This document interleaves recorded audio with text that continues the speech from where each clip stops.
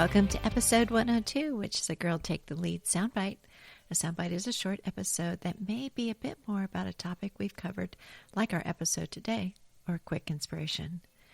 Today's episode builds on episode 101, where we discuss the book SpeakingWFemale with Dana Rubin, which was an anthology of women's speeches showcasing women speakers across time and around the world, from antiquity to the present. As Dana said to us in our episode and on our website, historically women have not been silent, but their words have scarcely been noted in the history books. What they said was seldom valued, recorded, or remembered. Every woman and girl should be able to see what a powerful female speaker looks like, read her words, and hear what she sounds like. We're shining a spotlight on overlooked women. We're busting the myth of women's silences because women's words matter. Oh, so juicy. I love the way she said that.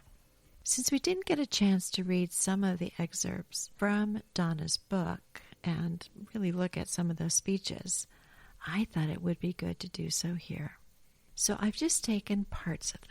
And the first one is from Nanye'hi, who was also known as Nancy Ward when she married an Irish trader. Nanye'hi was a Cherokee leader who tried to keep her people safe during and after the American Revolution. She advocated for peaceful coexistence with European Americans, and late in life spoke out for Cherokee retention of tribal hunting land. She addressed the American commissioners at a peace treaty meeting in Tennessee in 1781 with this quote, "We did never concern in the former treaty, which has been broken, but we do in this, and on our account, who are your mothers? Let it never be broken. You know women are always looked upon as nothing, but we are your mothers. You are our sons. Our cry is all for peace. Let it continue, because we are your mothers. This peace must last forever. Let your women's sons be ours. Let our sons be yours. Let your women hear our words." Another one that I'd like to share with you is from Anna Julia Cooper, who was an American author, educator, sociologist, speaker, Black libertarian activist, and one of the most prominent African American scholars in U.S. history. She was the fourth African American woman to receive a Ph.D. She delivered the following at the World's Congress of Representative Women in Chicago on May 18, 1893.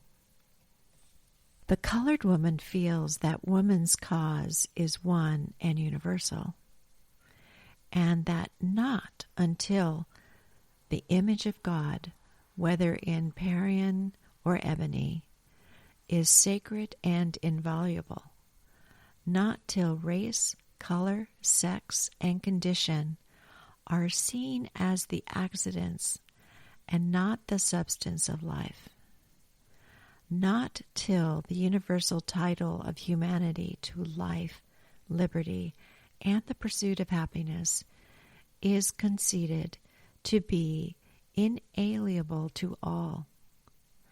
Not till then is woman's lesson taught and woman's cause won. Not the white woman's, not the black woman's, not the red woman's, but the cause of every man and of every woman who has withered silently under a mighty wrong. Women's wrongs are thus indissolubly linked with undefeated woe, and the acquirement of her rights will mean the final triumph of all right over might, the supremacy of the moral forces of reason and justice and love in the government of the nations of earth. Here's another one. Frances Ellen Watkins Harper was an American abolitionist, a suffragette, poet, temperance activist, teacher, public speaker, and writer. In 1845, she was one of the first African American women to be published in the U.S. In May 1866, she addressed the 11th National Women's Rights Convention in New York, joining Elizabeth Cady Stanton, Susan B. Anthony, and Lucretia Mott. Here is her famous quote taken from her speech. "We are all bound up together in one great bundle of humanity, and society cannot trample on the weakest and feeblest of its members without receiving the curse in its own soul." And lastly, Elizabeth Cady Stanton was an American writer and activist who was a leader of the women's rights movement. She said the following on January 18, 1892, before a committee of the U.S. Congress. She was 77 years of age when she gave it. To appreciate the importance of fitting every human soul for independent action, think for a moment of the immeasurable solitude of self. We come into the world alone, unlike all who have gone before us. We leave it alone under circumstances peculiar to ourselves. No mortal ever has been, no mortal ever will be like the soul just launched on the sea of life. There can never again be such environments as make up the infancy, youth, and manhood of this one. Nature never repeats herself, and the possibilities of one human soul will never be found in another. No one has ever found two blades of ribbon grass alike, and no one will find two human beings alike.